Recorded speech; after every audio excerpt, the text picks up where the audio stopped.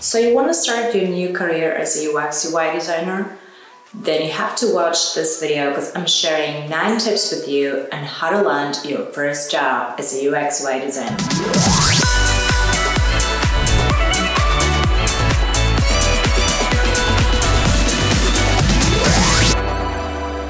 This is Iglika TV. My name is Iglika and I help creatives and entrepreneurs learn new skills, grow their business so they can build the life they deserve. So, let's get started. Tip number 1, you have to master your skills. So, before you start searching for a job, you have to make sure that you're actually ready for that. What I mean is you need to know how to conduct basic user research, how to do wireframing, how to use at least one UI tool very, very well. It can be either Sketch, it can be Vision Studio, it can be Figma, or even it can also be Adobe XD. It depends on what you want to learn. I would personally recommend Sketch or Adobe XD, but that's up to you. Very common during the interview process, you'll get a test task. So you have to make sure that you know exactly the ins and outs of at least one tool so you are able to perform the task and you get the job. Number 2, you need to make sure that you have an awesome portfolio. Yes, I know you're just starting out and probably you don't have any clients yet, but you need a portfolio. A portfolio for a designer is even more important than a CV. Recruiters are much interested in your portfolio than they are in your resume or CV. So make sure you have a great portfolio. Now, I understand that you may have 0 clients so far because you're just getting started, but there are ways that you can actually fill your portfolio with some example work. For instance, you can work for free. You can do an unpaid job for someone that is searching for a designer to help redesign their homepage. Or a smaller task. Don't start with super complicated projects because chances are that you won't be able to handle that. Also, another thing you can do is to work for a nonprofit organization just to gain some experience and learn how to do things and learn how to work with other people in a team. Who knows, maybe you have a friend who recently started a startup and needs you to help him or her with designing the new homepage or designing the new app. Whatever it is, take at least 3 projects and put them inside the portfolio. Make sure they're in a form of case study. So don't just share pretty pictures, share your process, share your thoughts, share the solutions you have created for those clients. Number 3, your resume or CV. So I'm a pretty huge fan of the one-page resume, which means that you have to be able to list your experience, your expertise, the tools that you're using on one page. If you are coming from another field and you're just trying to switch to design, don't try to stick your previous experience in your resume because at the end of the day, you're applying for a design position. So even if you have 10 years of experience in account management, unless it's relevant somehow to the job, then just don't put it in there. I'm sure that this may come up in the interview process, so you'll be able to get a chance to actually explain what you did before. Make sure to list any relevant experiences. You have the URL of your portfolio, how you can be reached, the skills that you have, the tools that you know. That's the most important thing. Also, a lot of people nowadays don't have any official design degrees. I'm the same.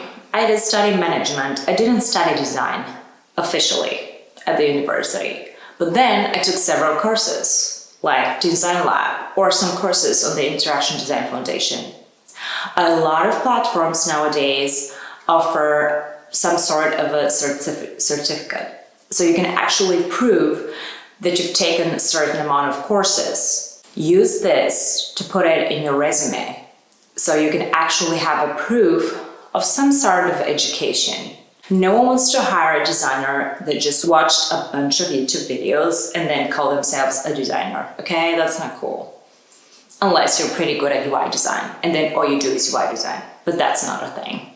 If you're applying for a job as a UX and UI designer, so it is expected from you that you actually know a little bit more about the process, the wireframes, the research, then please it's also better for you to actually get some education online. Next, your online presence.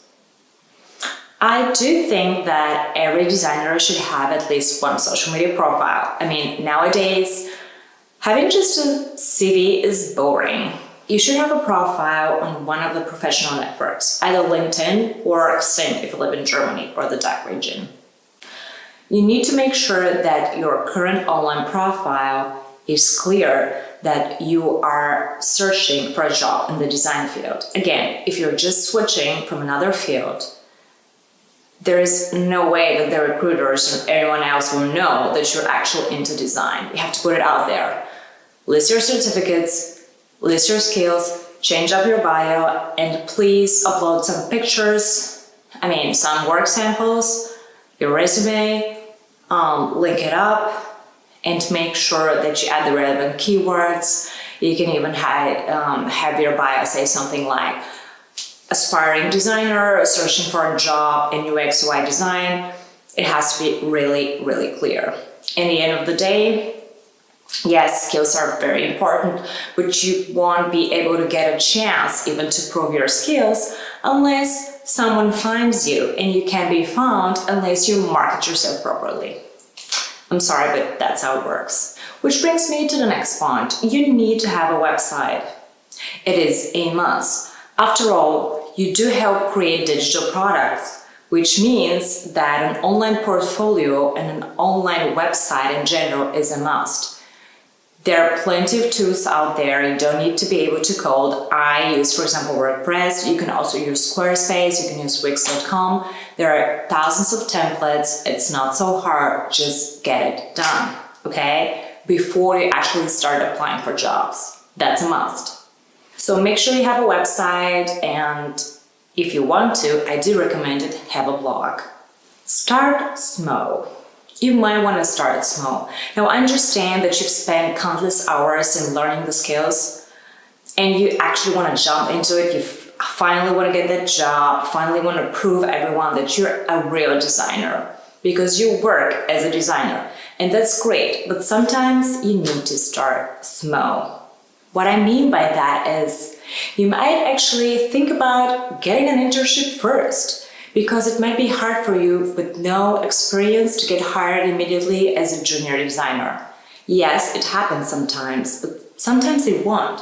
And then don't get disappointed. Just apply for an internship, stay there, and maybe the company will offer you a job. That's what happened to one of my friends.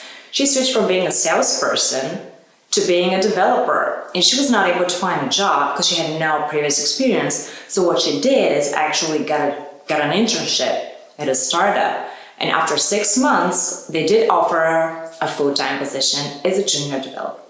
Last but not least, you have to meet other designers in your field. You have to build up a network. There's plenty of events out there. Join your local design community. I recommend using meetup.com or Eventbrite to find relevant events. They're mostly free and they're amazing. You can meet people like you, people that are just starting out in the design industry. You can meet more experienced designer. Who knows? Maybe you will find a mentor. It's amazing, and sometimes you never know. Maybe someone will recommend you for a job. So make sure to expand your network and join some meetups. That's it, guys. Those are my tips for finding your first job as a UX/UI designer. And remember, people are searching for the best fit for their company. So your skills may be perfect, but you might not be the perfect fit in terms of culture or teamwork. Make sure you do your research, find out what are the values of the company that you're applying at, and make sure you're the person that they want to hire for the job. Good luck! I wish you all the best and hope you find your first job as a designer. If so, I would love to hear your comments or anything else that you think I should have mentioned below. Make sure to like this video and also subscribe to this channel so you are informed next time when I will be talking about building your portfolio with 0 clients.